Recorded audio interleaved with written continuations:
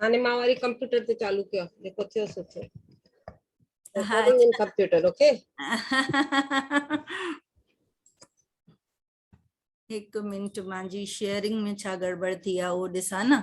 हाँ, एक मिनट, हाँ शेयरिंग कयां थी। हाँ, हाणे शेयर थियो न। यस स्पिरिचुअल टेबलेट रिसर्च फाउंडेशन, ठीक है। यस यस ताजी रिकॉर्डिंग चालू तव न? हाँ हाँ हाँ, ठीक है। त स्क्रीन ते मास्टर्स ता ॾिसो था पिया स्पिरिचुअल टेबलेट रिसर्च फाउंडेशन। हे असांजा सर आहिनि डॉक्टर PS गोपाल कृष्ण। हे हिन महिल यूके में रहनि था। हे आहिनि उहे विशाखापट्टनम जा। उहे MBBS डॉक्टर आहिनि। हिननि MBBS डॉक्टरी जॾहिं करनि पिया तंहिं पीरियड में ही हिननि जी मुलाक़ात पत्री सर सां थी और हिननि हुननि खां आनापानसती ध्यान सिखियो। अच्छा, हिननि पंहिंजी पढ़ाई पूरी कई और पंहिंजी डॉक्टरी जी प्रैक्टिस शुरू कयूं। साथ ही पंहिंजी ध्यान जी प्रैक्टिस भी कंदा हुया। पोइ कंदे कंदे हिकु ॾींहुं हिननि खे लॻो कि मां खाली शायदि एतिरो नंढो पर्पस कोन्हे मुंहिंजी लाइफ जो को वॾो पर्पस आहे त मां खाली ईअं हॉस्पिटल में कम करे एज अ डॉक्टर पंहिंजी फैमिली पालियां तो न, मुंहिंजो इलाही वॾो कमु आहे कुछ।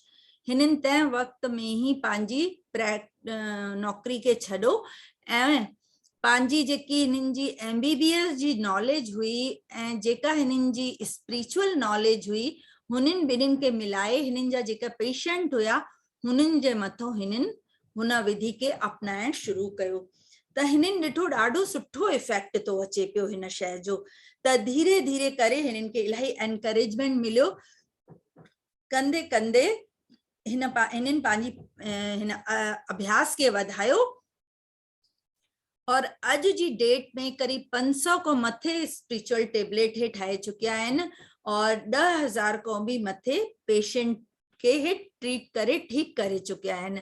और अॼु देश विदेश में स्पिरिचुअल टेबलेट ॾाढो कम करे थी। त शुरू में जीअं कंहिंजी भी शुरुआत थींदी आहे कंपनी जी, त शुरू में इंडिया में हिकु नंढे हुन स्तर सां शुरू कयूं, पर हिननि खे हुयो कि मांखे हिन संसार जे हर माण्हू के मूंखे फ़ाइदो पहुचाइणो आहे। त पोइ इन्ही जे करे हिननि वरी हिनखे ग्लोबली ठाहे छॾियो ऐं हर भाषा में और हर जगह हिननि के हिननि प्रचार करण लगा। और हुन में हिननि हे कोर्स सिखायो सभिनी के, त माण्हुनि में हिन विद्या जो ज्ञान ॾाढो वधियो। त अॼु जी डेट में देश विदेश में स्पिरिचुअल टेबलेट के माण्हू ॾाढी सुठी तरह सुञाणनि था और उन्हनि खे हिन जे फ़ाइदे जी भी ख़बर पइजी रही आहे कि हिन मां असांजो घणो फ़ाइदो आहे। ॾिसो अॼु छा थो थिए, अॼु हर घर में बीमारियूं लॻियूं पयूं आहिनि। माण्हू जी घणो पैसो हिन बीमारियुनि में वञे थो, घणो टाइम हॉस्पिटल जो चक्कर लॻाइण में वञे थो।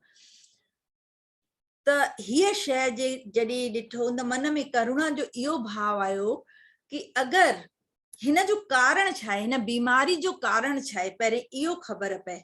त हाणे हिन बीमारी जो कारण जेको सम्झ में आहिनि त हिननि पंहिंजी इहे जो स्पिरिचुअल विज़डम आहे हिन खे डेवलप कयूं त हिननि खे सम्झ में आयो कि अगरि असां हिन टेक्निक के पंहिंजे जीवन में लाहींदासीं त धीरे धीरे करे बीमारियूं असांजे शरीर मां निकिरंदी वेंदियूं, असां स्वस्थ जीवन जींदासीं। छो त चइबो न आहे पहिरों सुख निरोगी काया, ॿियो सुख घर में धन ऐं माया।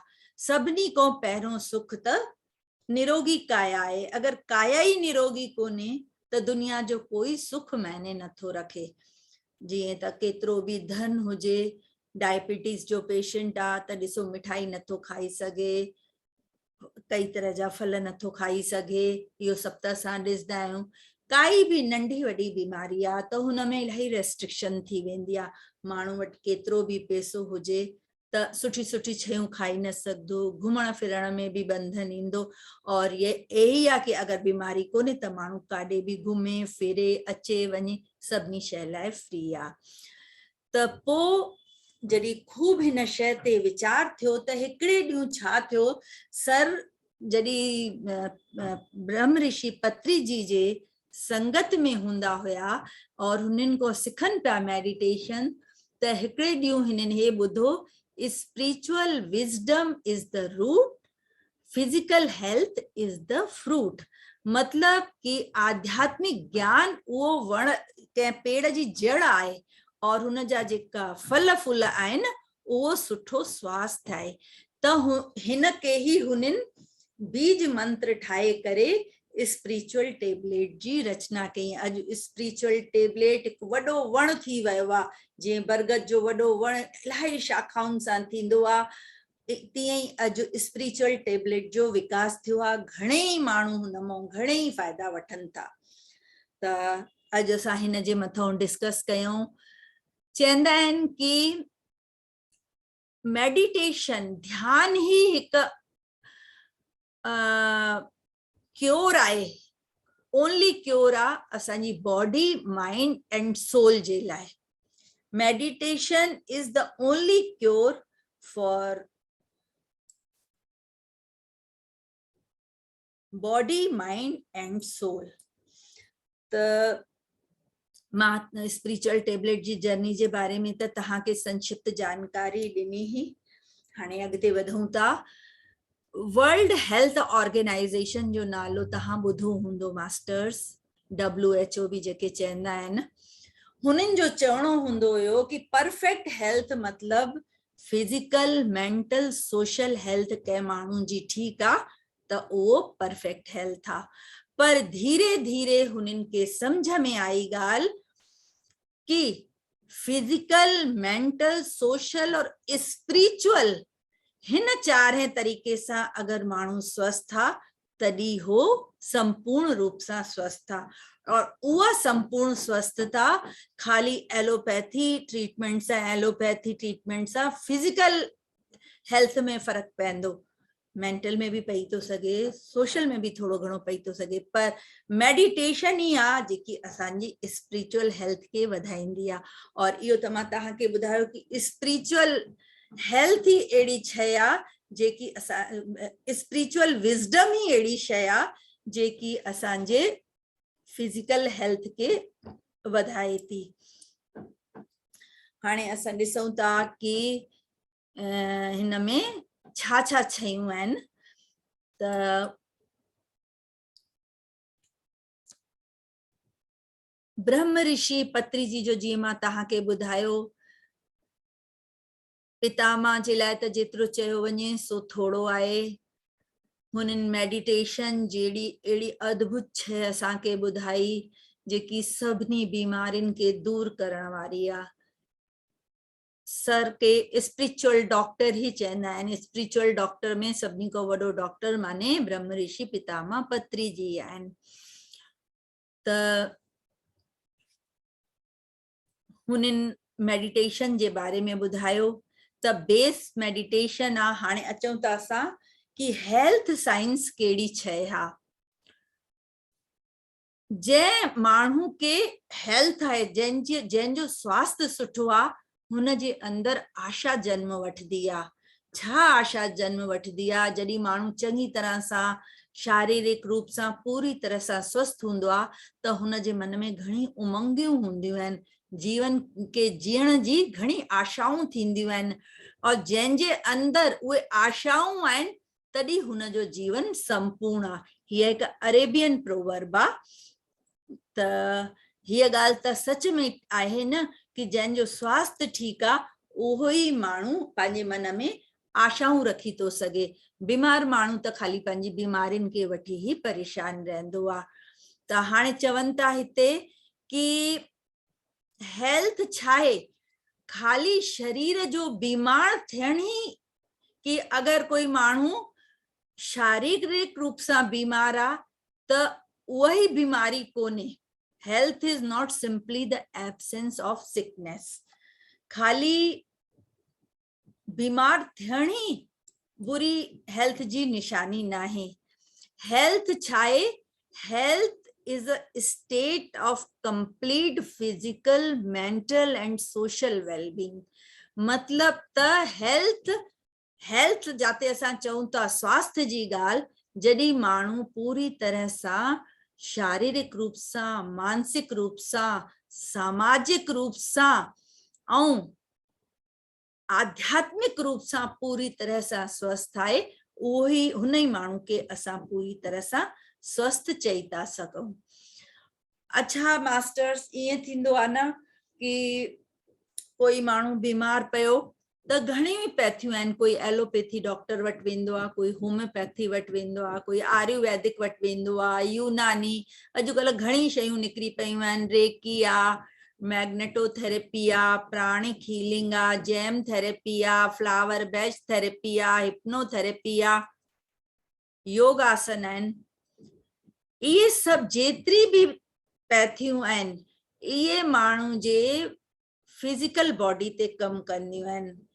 अॻिते असां चर्चा कंदासीं कि असांजो ख़ाली हिकिड़ो शरीर न थींदो आहे, इहो जेको ॾिसण में ईंदो आहे या फिजिकल बॉडी आहे, हिन सां गॾु 6 ॿी बॉडियूं जुड़ियल आहिनि। त जेकी हे सभु पैथी आहिनि, इहे हिन फिजिकल बॉडी ते कमु कंदियूं आहिनि। और कोई जीअं होम्योपैथी लाइ चवंदा आहिनि या रेकी वग़ैरह लाइ, उहो ऊर्जा शरीर जे मथां बि कमु कंदी आहे, पर हिन खां अंदरि न वेंदी आहे। लेकिन जेकी स्पिरिचुअल टेबलेट आहे, स्पिरिचुअल विज़डम आहे, उहा जेतिरा असांजा शरीर आहिनि उन जे अंदरि ताईं वञी रोग खे जड़ खां कढी ईंदी आहे। छो त असांखे ख़बर कोन्हे न कि रोग काथे आहे। एक्चुअली कोई बि रोग फिजिकल बॉडी जे मथां अचण खां पहिरें 6 महीना पहिरें ऊर्जा शरीर जे मथां ईंदो आहे, और हुन खां पहिरें कंहिंखे जीअं सोच जी बीमारी आहे त उहो मानसिक में थियो त उहो हुन खां बि पहिरें ईंदो आहे, धीरे धीरे करे उहो फिजिकल बॉडी ते ईंदो आहे। हाणे रोग त फिजिकल बॉडी ते तो नज़र अचे।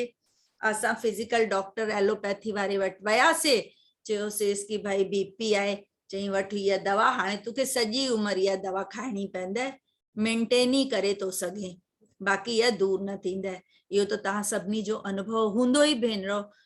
हाणे जीअं आहे बीपी जी शिकायत आहे, थायराइड जी शिकायत आहे, ईअं जे डॉक्टर वटि वञो, डॉक्टर चवंदो इहा दवा वठो, हाणे तव्हांखे ज़िंदगी भर इहा दवा खाइणी पवंदी, पंहिंजी चङी तरह संभाले दवा खाओ और पंहिंजी बीमारी खे मेंटेन करे हलो। लेकिन जेकी ट्रू हेल्थ साइंस आहे, उहा ई आहे जेकी असांजी भीतर ताईं कमु कंदी आहे, असांजे शरीर जे अंदर ताईं कमु कंदी आहे और रोग के शरीर जे अंदरों कढदी आहे। असांजा छा आहिनि शरीर, असां हिकु मनुष्य में छा आहे, बॉडी, माइंड, इंटेलेक्ट और सोल, 4 भाग थींदा आहिनि। हिकु फिजिकल बॉडी थींदी आहे, माइंड थींदो आहे जेको सोचींदो आहे, इंटेलेक्ट थींदी आहे बुद्धि जेके चइबो आहे, और सोल माने आत्मा। हाणे तव्हां जेकी पिक्चर ॾिसो था, हिन में हिकु तस्वीर ॾेखाई, झोपड़ियूं ठहियल आहिनि और हुननि जी छाया पए थी पाणीअ जे मथां। हिन खे तव्हां ईअं सम्झो कि जीअं हे मथां वारी झोपड़ियूं ठहियल आहिनि असली, इहे त आहिनि इंटेलेक्ट और सोल, और जेकी छाया पए थी हो आहे बॉडी और माइंड। अच्छा, कोई बीमारी अचे थी पई, अगर तव्हांखे हिन झोपड़ी में मथां कुछ तव्हांखे फर्क करणो आहे त छाया जे मथां कम कंदो त छा थींदो? छाया त सुबह जो सूरज उगियो, छाया ॾेखाई पई, छाया सूरज डुबियो, छाया वही हली, वो झोपड़ी त ओड़ी जी ओड़ी रहंदी। त अगर बॉडी और माइंड जे मथां कम थियो तो हुन जो कोई फायदो कोन्हे, और अगर हुन झोपड़ी जे मथां कम कयो जेकी रिप्रेजेंट करे थी इंटेलेक्ट और सोल के, अगर हुन में असां कोई नयो कंस्ट्रक्शन कयो, कुछ भी नयो कुछ ठातो त उहो परमानेंट थींदो, उहो परमानेंट इलाज थींदो। हिन खे तव्हां ईअं बि सम्झी था सघो, जीअं हिकु कैमरा आहे, छा पिक्चर ॾेखारींदा आहिनि न हिन सां स्क्रीन जे मथां, त हाणे पिक्चर हिन सां स्क्रीन जे मथां ॾेखारीनि था, स्क्रीन जे मथों अगर कोई सीन गलत तो अचे, कुछ खराब तो अचे, तहां हुन सीन के बदलण था चाहियो त तव्हांखे मशीन ते कम करणो पवंदो। स्क्रीन ते कम कंदो त थींदो छा? वो तो कोई फर्क न पवंदो। पिक्चर जे मथों कम करणो पवंदो। पिक्चर सुधारदो त स्क्रीन ते पिक्चर करेक्ट ईंदी। हिन के ईअं बि समझी था सघो तव्हां। जीअं कि मुंहिंजे चेहरे में धक लॻो, हाणे मां शीशे में पंहिंजो सूरत ॾिसां थी, मूंखे लॻे थो अरे हिते तो खून तो वहे मुंहिंजो। हाणे मूंखे उहो शीशे में नज़र तो अचे खून तो वहे, मां खणी करे दवा शीशे जे मथों लॻायां त मुंहिंजो छा खून रुकंदो? मूंखे दवा त पंहिंजे चेहरे ते लॻाइणी पवंदी न। त चेहरे ते लॻाईंदमि त खून रुकंदो। उहा शइ मूंखे शीशे में बि नज़र ईंदी। त जॾहिं सोल और इंटेलेक्ट जे मथों कम थींदो त उहो बॉडी और माइंड जे मथों नज़र ईंदो। हिते मास्टर्स मां चवण थी चाहियां कि जेतिरी भी पैथियूं आहिनि हुन जो बेस स्पिरिचुअल साइंस आहे। मटको ॾिसो था, हिन में जेको हेठों जो हे भाग आहे इहो स्पिरिचुअल साइंस आहे। अगरि हिन जो बेस न हुजे त जेतिरियूं भी हीलिंग सिस्टम आहिनि हेल्थ जा, कोई भी पैथी आहे उहा कॾहिं भी कंप्लीट नथी थी सघे। हमेशा ही उन में जो तहां विझदो, अगर उन जो बेस स्पिरिचुअल साइंस न हूंदो त वो कम न कंदी और वो निकरी वेंदी हुन मां। त स्पिरिचुअल साइंस जो बेस हुजण तमाम जरूरी आ। त हिते चवनि था कि एक्चुअली स्पिरिचुअल टेबलेट्स जी शुरुआत मां तव्हांखे जीअं ॿुधाई कि सर ब्रह्म ऋषि पितामह खां मेडिटेशन सिखिया, तंहिंखां पोइ हुननि हिकु बार उन्हनि जो मूल मंत्र जेको ॿुधो, spiritual intellect is the root and physical health is the fruit, जंहिंजे मथों कम करे हुननि एतिरे ज्ञान जो विस्तार कयो त हिते हुन शइ खे श्रेय ॾियूं था पिया। हाणे हिते समझूं था असां कि असां आखिर आहियूं छा? What exactly are we? असां आहियूं छा? असां मनुष्य जे रूप में ॾेखाई ॾियूं था, असां सभु मेडिटेशन कयूं था, त एतिरो त असांखे ख़बर थी पए न कि जेको नज़र तो अचे दीप्ति माने सिर्फ़ इहो शरीर दीप्ति कोन्हे न। दीप्ति हिन को जेको मां ध्यान कंदी आहियां त कोई ॾिसे तो कि दीप्ति ध्यान थी करे, त उहा ॿी काई शइ आहे न, मतलब उहा सोल आहे न। त वी आर ECW, असां एनर्जी कॉन्शियसनेस और विजडम यूनिट आहियूं। हिकु मनुष्य एनर्जी ECW यूनिट आहे, एनर्जी कॉन्शियसनेस और विजडम। हाणे छा थींदो आहे कि अगरि असांजे एनर्जी लेवल में कुछ कमी आई, असांजे कॉन्शियसनेस जे लेवल ते कुछ कमी आई या विजडम लेवल ते कुछ कमी आई त रोग असांजे शरीर के पकड़दो आहे। आखिर रोग शरीर में ईंदो छाजे करे आहे? छो रोग थींदो आहे? रोग अचण जो त कोई कारण थियणु खपे न। त इहो ज्ञान सां ख़बर पई कि जॾहिं एनर्जी कॉन्शियसनेस और विजडम में काथे भी कोई कमी थींदी आहे, एनर्जी लेवल घटि थियो या असांजी सम्झ घटि थी, असांजा निर्णय ग़लति थिया, असां ग़लति रस्ते ते वियासीं, असां ग़लति आचार व्यवहार कयोसीं, ग़लति खाधो खाधोसीं, त असांजी हेल्थ इफेक्टेड थींदी आहे। त हिते मास्टर्स जीअं मां तव्हांखे ॿुधायो कि असांजी हीअ जेकी फिजिकल बॉडी आहे, हिन सां गॾु 6 बॉडी ॿी बि आहिनि। Physical body, etheric body, astral body, spiritual body, causal body, supra causal body और निर्वाणिक बॉडी। इहे 7 शरीर थींदा आहिनि असांजा। हाणे असांखे इहा ख़बर त न हूंदी आहे न कि असांजे कहिड़े शरीर मां रोग शुरू थो थिए। हाणे इहो तव्हां ॿुधो हूंदो, पाण जे आपस में भाषा में बि चवंदा आहियूं भाई फलाणा वधीक चिंता न कर या फलाणी वधीक चिंता न कर, न त बीपी वधी वेंदो। ॾिस थोरो खाइण पीअण ते ख्याल कर, चिंता स्ट्रेस घटि कर, भगवान भली कंदो, न त शुगर न वधी वञे। पोइ हाणे हीअ शुगर या बीपी काथे वधियो? मन में वधियो न। मन में वधियो, तंहिंखां पोइ शरीर में आयो। हाणे खाली शरीर खे दवा ॾींदासीं त उहो त कीअं निकिरंदो, हुनजी जड़ वेठी आहे मन में, काथे मेंटल लेवल ते वेठी आ, कि इंटेलेक्ट लेवल ते वेठी आ, कि निर्वाणिक बॉडी ते वेठी आ, कि कॉजल बॉडी ते वेठी आ, उहो असांखे ख़बर कोन्हे। स्पिरिचुअल टेबलेट में असांखे इहो ई सिखायो वेंदो आहे कि जॾहिं पेशेंट असां वटि ईंदा आहिनि, असां पेशेंट खे पेशेंट गॉड चवंदा आहियूं। जीअं मां भगवान जो स्वरूप आहियां, साम्हूं वारो बि भगवान जो स्वरूप आहे।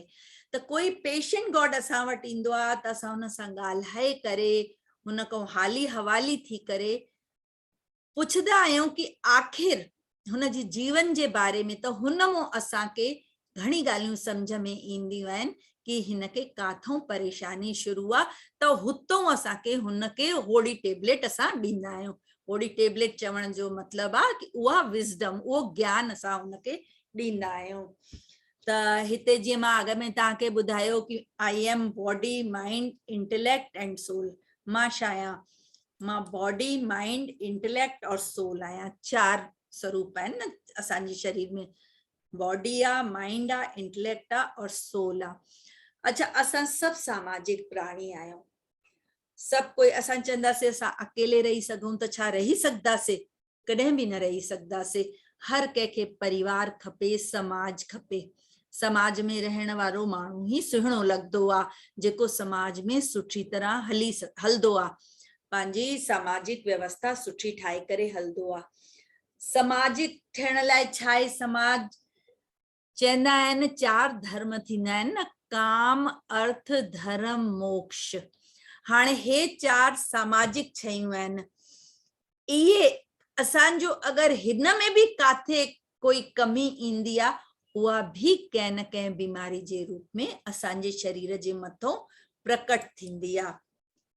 हिन खे तव्हां ईअं सम्झी था सघो, जीअं छा थींदो आहे, समंदर आहे, कोई समुंड आहे न, समुंड में ॾाढी उस थींदी आहे, त जेको पाणी आहे उहो भाप थी करे मथे उड़ंदो आहे। ॾाढी गर्मी में पाणी भाप थी उड़ी वेंदो आहे, मथे वेंदो आहे, बादलनि सां टकराईंदो आहे, बादलनि सां टकराईंदो आहे, पहाड़नि सां टकराईंदो आहे, बादल ठहंदा आहिनि। बादल जॾहिं ठही वेंदा आहिनि, तंहिंखां पोइ मींहुं पवंदो आहे। मींहुं जी बूंदनि जे रूप में वरी पाणी अची सागर में समाईंदो आहे। इहो साइकिल हलंदो आहे न हमेशा। सॼे साल में बारिश कीअं थींदी आहे? बारिश थियण जो कारण ई इहो आहे न कि खूब गर्मी पवंदी आहे, पाणी वाष्प थी करे मथे वेंदो आहे, पहाड़नि सां टकराईंदो आहे, बादल ठहंदा आहिनि, बादल वरी मींहुं ठही वरसदा आहिनि और बारिश थी करे वरी पाणी ठही करे ज़मीन ते किरंदा आहिनि। हिन ई शइ खे तव्हां ईअं सम्झो, जीअं छा आहे, असां सुठी जिंदगी गुजारूं था, अचानक सां कोई कारण थियो, असांजे विचारनि में काई अशुद्धता आई, कि असांजे खाधे में कोई अशुद्धता आई, सोच में कोई अशुद्धता आई, हुन सां ई छा थींदो आहे? एनर्जी शरीर में घटण शुरू थी वेंदी आहे, एनर्जी में ब्लॉकेज अची वेंदी आहे, और काई भी बीमारी थियण जो कारण ही थींदो आहे एनर्जी जो शरीर में घटि थियण। अच्छा, जीअं एनर्जी घटि थी, शरीर में बैक्टीरिया, वायरस सब अटैक करण शुरू करे छॾंदा आहिनि, ट्यूमर ये सब ग्रोथ थियण लॻंदी आहे, और छा थींदो आहे? असांजी फिजिकल बॉडी जे मथां बीमारी अची वेंदी आहे। हाणे बीमारी आई, दवायूं वरितियूंसीं, न ठीक थी, वरी आयासीं स्पिरिचुअल टेबलेट में, त वरी असांखे काउंसलर ॿुधायो कि भाई तू समझ, तू खाली शरीर कोने, तू आत्मा भी आहे, खाली तू बॉडी न आहे, तू सोल भी आहे। जॾहिं असां हिन शइ खे सम्झोसीं, हू एम आई कि मां असल में आहियां केरु, और मां खाली इहो शरीर कोना, मां आत्मा आहियां, आत्म स्वरूप आहियां, और मां हुन जे मथां वर्क कयो त मुंहिंजी बीमारी शरीर मां निकिरी वई। त इहो चक्र हलंदो रहंदो आहे। त हाणे हिते चवंदा आहिनि कि मास्टर्स कि छा थींदो आहे, कोई भी बीमारी ईंदी आहे त असां ॾाढो हुन बीमारी खे चवंदा आहियूं, या मूंखे ई छो आई, न बीपी के बि मूंखे ई अचणो हुयो, या वरी शुगर के बि अचणो हुयो, असां ॾाढो हुन बीमारी जे प्रति मन में सुठो भाव न रखदा आहियूं। पर स्पिरिचुअल टेबलेट में असांखे सेखारींदा आहिनि कि काई बि बीमारी जेकी ईंदी आहे हुअ छाजे करे ईंदी आहे, असांखे असांजे जीवन के सही पथ ते अचण लाइ। जीअं मां पिछली स्लाइड में तव्हांखे ॾेखारियो न, जॾहिं बीमारी थी त असां सही रस्तो पकड़ियोसीं और असांजी तबियत ठीक थी वई। त हुअ बीमारी असांखे ॿुधाईंदी आहे कि तूं पंहिंजे कहिड़े रस्ते ते ग़लति आहीं। हिन रस्ते खां तूं ठीक थी, खाधो ठीक थी कर, ॻाल्हाइण ॿोलाइण ठीक कर, पंहिंजे वाक क्षेत्र के ठीक कर, तूं पंहिंजे मिताहार ते वञ, अखियुनि के ठीक कर, कननि मां सुठो ॿुध, सभु तूं सुठा कम कर त तुंहिंजी बीमारी ठीक थी वेंदी। त बीमारी के कॾहिं बि चवंदा आहिनि कि बुरो भलो न चई चवणु खपे, हीअ मुंहिंजी फ्रेंड आहे, हुन जो बि मन सां धन्यवाद करणु खपे, छो त हूअ असांखे सही रस्तो ॾेखारण लाइ, असांजो पर्पस ऑफ लाइफ ॾेखारण लाइ असांजे जीवन में आई आहे। छो त बीमारी अचण सां ई असां हिन शइ जी खोज कंदासीं न कि छाजे करे हीअ बीमारी मुंहिंजे जीवन में आई आहे। और जॾहिं असां स्पिरिचुअलिटी जे रस्ते ते आहियूं, अध्यात्म जे रस्ते ते आहियूं, असां ध्यान कंदासीं, काउंसलर सां मिलंदासीं, असांखे ख़बर पवंदो, पंहिंजे मथां कमु कंदासीं, असांखे ख़बर पवंदो कि असां काथे डेफिसिट था कयूं, असां काथे पंहिंजी एनर्जी के डेफिसिट था कयूं, घटि था कयूं पिया, काथे असां ग़लति आहियूं, कहिड़ो कमु असां सां ग़लति थो थिए जंहिंजे करे इहा बीमारी असांजे शरीर में आई आहे। असां उहो कमु करणु ठीकु करे छॾंदासीं, रस्तो सही पकड़ंदासीं, उहा बीमारी ठीक थी वेंदी और असां अध्यात्म जे रस्ते ते सुठी तरह सां हलण लॻंदासीं। हाणे छा थींदो आहे न मास्टर्स, हिकु कहावत आहे न, where thought goes energy flows, जाते असांजा वीचार वेंदा आहिनि उते ही एनर्जी वेंदी आहे। चइबो न आहे मैनिफेस्ट थींदो आहे, सुठो सुठो सोचो, ख़राब न सोचो, सुठो ॻाल्हायो। अलाए केॾी महिल सरस्वती जो वास हुजे, असांजा वॾा जेका ॾाढा समझदार हूंदा हुया, उहो हिकु लफ़्ज़ में असांखे केॾी सुठी ॻाल्हि सेखारींदा हुया, सुठो ॻाल्हायो, मुंहं मां ख़राब न ॻाल्हायो। अलाए केॾी महिल मुख में सरस्वती जो वास थी वञे। त अॼु पिता मां बि असांखे वाक क्षेत्र जे मथां केतिरो चवंदा आहिनि कि असांखे पंहिंजे ॻाल्हाइण जे मथां कंट्रोल हुजणु खपे, असांखे उहो ई ॻाल्हाइणु खपे जेको ज़रूरी आहे, असांखे बिना ज़रूरत जी ॻाल्हियुनि खे न खालाइणु खपे, खाधो बि उहो खाइजे जेको ज़रूरी आहे, ज़बरदस्ती माने मिताहार में रहणु खपे, उहा ई शइ ॿुधो, हरू भरू जी गप शप करण, हिन जी गिला हुन जी बढ़ाई, इहो सभु असांजो कमु कोन्हे। असांखे पंहिंजे जीवन के ॾिसणो आहे, असांखे एनर्जी पंहिंजे जीवन जे विकास में लॻाइणी आहे। असां जॾहिं हे सभु कम ग़लति कंदासीं, बीमारी जीवन में ईंदी, परेशान थींदासीं, वरी त फाइनली असांखे सुधारो करे करे स्पिरिचुअलिटी जे रस्ते ते अचणो आहे। त छा थींदो आहे, असांजी जेका सोच वीचार आहे उहा ई असांजे अंदरि डिज़ायर्स के, फियर्स के, असांजे स्वभाव के, असांजे विश्वासनि के जन्म ॾींदी आहे। बिलीफ्स छा थींदा आहिनि, केतिरा केतिरा वहम माण्हू जे जीवन में थींदा आहिनि, हरू भरू जा वहम पाले वेहींदा आहियूं। हाणे जॾहिं असां स्पिरिचुअलिटी में आया आहियूं त ख़बर पवंदी आहे, काई भी शय खुश मन सां कर, खुश मन सां खाओ, न कि व्यर्थ जे जेका जेका अंधविश्वास आहिनि, अंधविश्वास जी दौड़ में न दौड़णु खपे। कंहिं बि ॻाल्हि जो लॉजिक कारण ॻोल्हे करे हुन हिसाब सां हलणु खपे।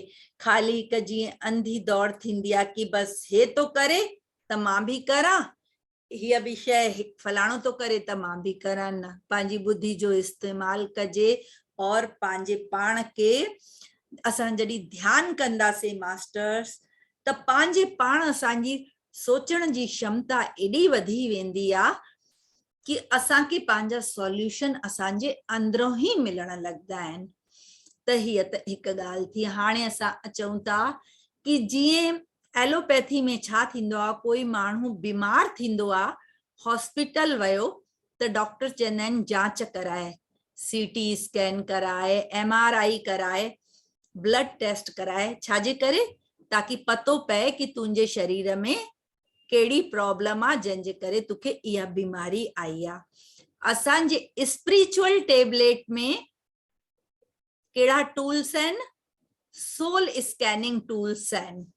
उहे टूल्स कहिड़ा आहिनि, उहे टूल्स आहिनि मेडिटेशनल एक्सपीरियंस, जेका मेडिटेशन में एक्सपीरियंस, असां वटि कोई पेशेंट गॉड ईंदो आहे, असां हुन खां पुछंदा आहियूं कि भाई तोखे तुंहिंजे ध्यान में कहिड़ो अनुभव थियो, तूं पंहिंजे सपने में छा ॾिठो, कहिड़ी को इंसिडेंस थी, तुंहिंजे अंदरूं त काई आवाज न आई, कंहिं मास्टर जो कोई मैसेज ॿुधे या कंहिं किताब के तूं पढ़े त कोई ॻाल्हि तोखे बार बार अखियुनि जे अॻितों आई, और साथ ही साथ जंहिं शरीर में पार्ट में, जीअं के हथ में कोई तकलीफ़ आहे, जो पेर में तकलीफ़ आहे या काथे भी शरीर जे अंग में तकलीफ़ आहे, उहो अंग भी ॿुधाईंदो आहे कि कहिड़ी शइ जी कमी जे करे इहा बीमारी थी आहे। त और डे टू डे हर ॾींहं जी जॾहिं असां एनालिसिस कंदासीं, हुनखे गहराई सां सोचदासीं, ॾिसंदासीं, त असांखे ख़बर पवंदी आहे कि बीमारी जो कारण छा आहे। त इहे स्पिरिचुअल टेबलेट जा टूल्स आहिनि, जांच जा तरीक़ा आहिनि। जीअं मेडिटेशन में असां पुछंदा आहियूं पंहिंजे पेशेंट गॉड खां कि छा कलर्स तोखे नज़र अचनि था, बैकग्राउंड में कहिड़ो विजन तो नज़र अचई, तोखे कहिड़ा मास्टर्स नज़र था अचनि, कहिड़ा सामान था नज़र अचनि, कुर्सी, टेबल, सोफ़ो, पलंग छा तो नज़र अचई, या तोखे पंहिंजे पास्ट लाइफ जी कोई विजन थी नज़र अचे, या तोखे पंहिंजे फ्यूचर जी कोई सुठी या ख़राब शइ नज़र थी अचे।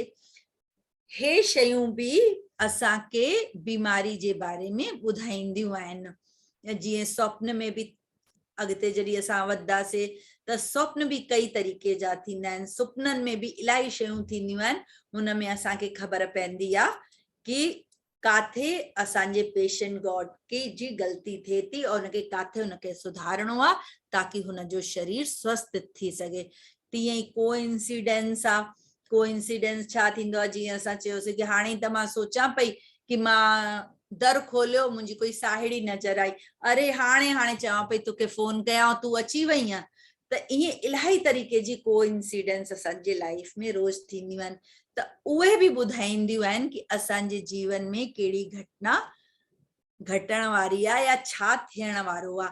हे सभु टूल्स थींदा आहिनि। त हे जेकी टोटल टेबलेट्स सर ठातई, अॼु जी डेट में त 500 खां मथे टेबलेट्स आहिनि, लेकिन हिन में स्पिरिचुअल 12 बेसिक स्पिरिचुअल टेबलेट आहिनि। हिन के छा चइबो आहे, 12 बेसिक जेकी टेबलेट्स आहिनि, जीअं ये 500 टेबलेट के तहां चओ कि हिकिड़ो मुकुट आहे, सुहिणो मुकुट ठातो अथई, हुन मुकुट जे अंदर इहो हीरो जड़ियल आहे 12 बेसिक टेबलेट जो। इहो छा आहे, ये 12 बेसिक टेबलेट आहिनि individual meditation, pyramid meditation, group meditation, full moon meditation, vegetarianism, optimal diet and science. हे जेकी 6 शुरू वारियूं आहिनि, हे असां जॾहिं पालन कंदा आहियूं, जीवन में हिन खे लाईंदा आहियूं त असांजी एनर्जी वधंदी आहे। माण्हू कोई बीमार थींदो आहे, मां अॻ में तव्हांखे ॿुधायो कि बीमारी जो कारण थींदो आहे शरीर में एनर्जी जी कमी हुजण। त कमी हूंदी त हुन एनर्जी खे कीअं वधाईंदासीं, पहिरें असां हुन एनर्जी खे वधाईंदासीं, तॾहिं त असांजे पेशेंट गॉड जे अंदर विज़डम ईंदी और हो ॿिए ज्ञान खे खणी सघंदो। हाणे जेकी पोइ जी 6 टेबलेट आहिनि, sharing of experience, reading spiritual books, health science class, life health counselling, living in nature, spiritual science, इहे विज़डम के वधाइण वारियूं आहिनि। त असां पंहिंजे पेशेंट गॉड के पहिरें वारी 6 टेबलेट ॾेई हुनजी एनर्जी वधाईंदा आहियूं। तंहिंखां पोइ जॾहिं एनर्जी वधी वेंदी आहे, उहो असांखे सम्झ में ईंदी आहे ॻाल्हि, त पोइ असां हुनजी विज़डम लेवल खे वधाईंदा आहियूं। तंहिंखां पोइ असां हुनजी बीमारी जे हिसाब सां ॿियूं tablet 2 tablet series are, 3 tablet series are, 4 are, 5 are, 6 are, 7 are, ये घणियूं टेबलेटियूं आहिनि त पोइ असां हुन जी बीमारी जे हिसाब सां हुनखे हो टेबलेट ॿुधाईंदा आहियूं जेको पंहिंजे जीवन में वापारे करे पंहिंजे लाइफ में हुनखे व्यवहार में आने करे पंहिंजी बीमारी सां हुनखे मुक्ति मिलदी आहे। त हिन में ॿियूं बि तमामु घणी शयूं आहिनि त उहो त वरी हाणे असां छो त टाइम जी पाबंदी बि आहे, हिन महिल 3:30 थिया आहिनि त सेशन त ख़तम थियण जो ई टाइम आहे, इहो सेशन त हाणे ख़तम ई थियण वारो आहे।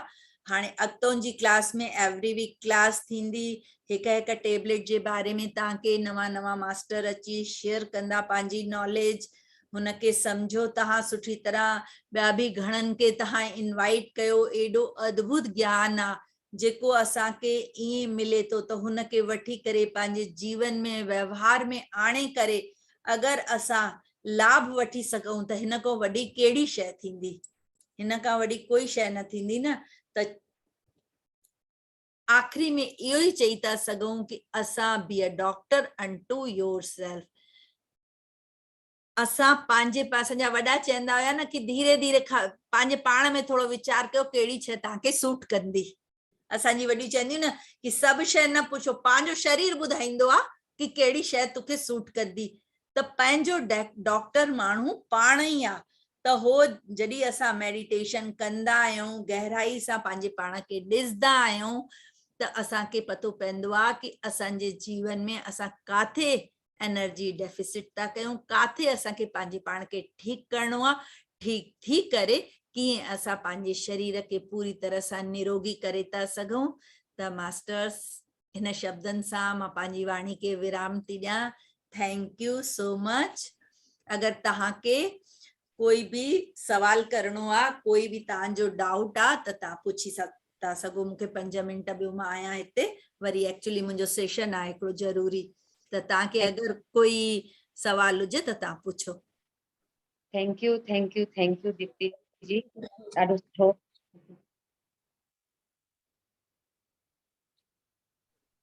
थैंक यू दीप्ति जी, घणो डिटेल में समझाओ। ओवरऑल घुमी फिरी सब ध्यान ही है, ध्यान बिना कुछ गति कोने, कोई गति कोन्हे। हुक और न प्यार सां कयो त यू विल ग्रो।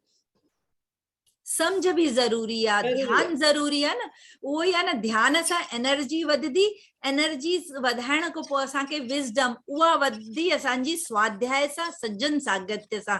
जीअं पितामह चवंदा आहिनि न कि असांजे जीवन में 100% करेक्शन खपे त 33% मेडिटेशन, 33% स्वाध्याय, 33% एक्सपीरियंस शेयरिंग, 1% नेचर। त 100% में हे सभु शयूं अची वेंदियूं आहिनि। जॾहिं असां विचार पूर्वक असांजो जीवन जींदासीं, और मेडिटेशन जो मतिलबु त इहो ई थींदो आहे पंहिंजे पाण सां हिकु थियणु। मेडिटेशन छा आहे? पंहिंजे पाण सां हिकु थियणु आहे न। त जॾहिं असां हिन शइ खे जीवन में पंहिंजे व्यवहार में रखंदासीं त फ़ाइदो पाण ई नज़र अचणु लॻंदो। त कंहिंजो कोई प्रश्न हुजे त तव्हां पुछो।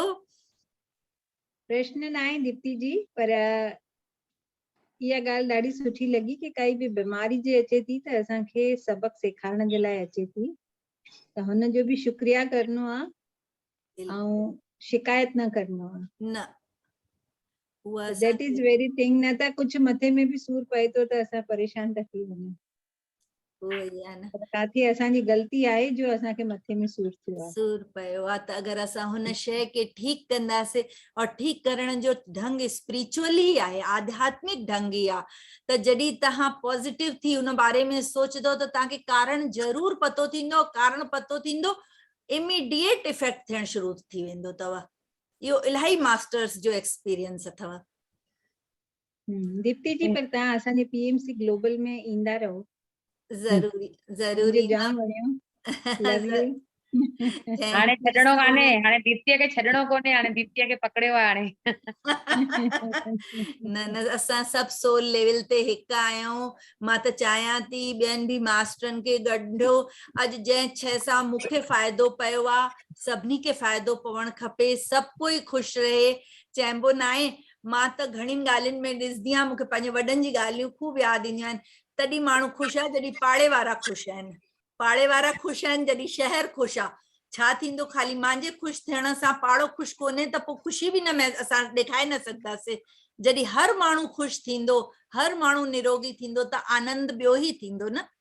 पर हुन जे लाइ असांखे पंहिंजी जीवन शैली जे मथां कमु त करणो पवंदो न।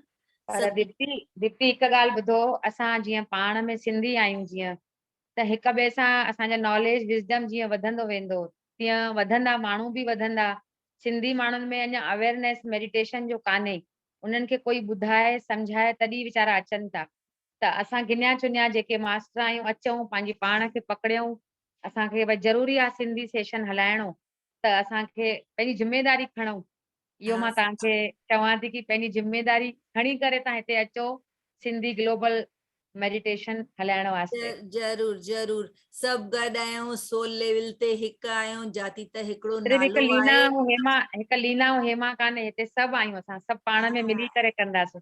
बिल्कुलु बिल्कुलु, जेतिरा माण्हू वधंदासीं सभु सोल लेवल ते भेण हिकु ई आहियूं, कोई फर्क़ु कोन्हे, सिंधी हुजे हिंदी हुजे, सभु इहो आहे। भाषा जी ॻाल्हि आहे त हुन में थोरो घणनि खे सम्झण में थोरो आराम थींदो आहे। त जेतिरा घणा माण्हू गॾंदासीं, घणा माण्हू फ़ाइदो वठंदासीं। हाणे नेक्स्ट वीक वेडनेसडे जो ॿी मास्टर ईंदी, डॉक्टर वीना रामनानी अहमदाबाद खां, उहा पंहिंजी विज़डम शेयर कंदी। त हर हफ़्ते हिकु हिकु मास्टर अची करे हिकु हिकु टेबलेट जे बारे में सम्झाईंदो। पर सुठो तॾहिं लॻंदो जॾहिं मास्टर्स वधदा, एतिरो छो त हिन सभु शयुनि जे पुठियां महिनत आहे, ॾाढो बिज़ी शेड्यूल आहे। असां सभु काउंसलर आहियूं, असांखे इलाही कमु हूंदो आहे, हुन मां टाइम कढी करे असांजी इच्छा आहे कि सभु जेको ज्ञान असांखे मिलियो असां फ़ाइदो वरितोसीं त सभु फ़ाइदो वठनि। त हुनखे वरी होतिरे इंट्रस्ट सां ॿुधो त ॾाढो सुठो लॻंदो है न। त हिनखे तव्हां यूट्यूब में हलाइजो, त सभु टेबलेट यूट्यूब में सिंधी में ईंदियूं है न, यूट्यूब में त ॻंढियल आहे न, त पोइ उहे यूट्यूब में ईंदियूं। त दीदी असां इन करे त सिंधी रखियो आहे न, भई जीअं वॾा सॾा आहिनि जेके हिंदी नथा सम्झनि, अंग्रेजी नथा सम्झनि, ज़रूर असां सिंधी नालो ॿुधी करे अचण बि चाहिनि था न के मास्टर, क्या भई सिंधी ॿुधऊं। बिल्कुलु बिल्कुलु, धीरे धीरे पाण खे हिन शइ जो विस्तार करणो आहे, घणनि माण्हुनि खे ॿुधाइणो आहे, ॻंढिणो आहे कि भाई हिकु ॾींहुं अचो तव्हां, हिकु ॾींहुं करे करे धीरे धीरे ज़रूर वधा। असां सभिनी जी भावना हूंदी। तव्हां बि शेयर कयो लिंक, तव्हां बि शेयर कयो। हा, मां त केतिरा मास्टर जोड़ा, पर मां हाणे वरी ॿियनि खे बि ॿुधाईंदमि। जेतिरा माण्हू वधीक ॻंढदा वेंदा न ओतिरो सुठो आहे। और तव्हां में अगरि कंहिंखे, असांजो छा आहे स्पिरिचुअल टेबलेट जो वर्चुअल आचार्य संगत जो ऑफिस आहे, जीअं हॉस्पिटल थींदा आहिनि न, आचार्य संगत आहे। त अगरि कंहिंखे आचार्य कोई तकलीफ़ आहे, आचार्य संगत में अचिणो आहे, उते इलाही काउंसलर आहिनि। त मां हिन जो जूम लिंक पंहिंजे हिन ग्रुप में, ओम ग्रुप में विझी छॾंदमि। त तव्हां मूं कंहिंखे बि अगरि अचिणो हुजे त तव्हां उते अची था सघो। तव्हांखे मां हिकु गूगल फॉर्म भेजदीमांव, हुनखे भरदो त तव्हांखे हुतां हॉस्पिटल मां कॉल ईंदी, तव्हां ज़ूम लिंक मिलंदो, हुन ज़ूम लिंक सां तव्हां जॉइन करे करे, उते इलाही काउंसलर आहिनि। त इलाही अॼुकल्ह पेशेंट अचनि था, छो त हर कोई चाहे थो कि नो मेडिसिन नो डॉक्टर, और मां ठीक थी वञा। आचार व्यवहार भी माने सब तरह सां कल्याण आहे न, शरीर जो भी कल्याण, मन जो भी कल्याण, सब शय जो।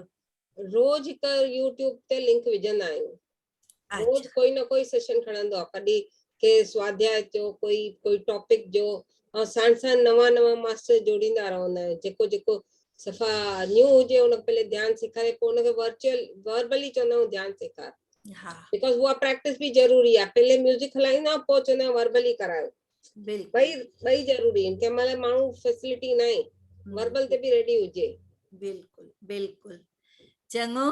पोइ वरी हाणे मां तव्हां सां विदा वठां थी, वरी मिलदासीं नेक्स्ट सेशन में। थैंक यू दीप्ति जी, थैंक यू, लव यू।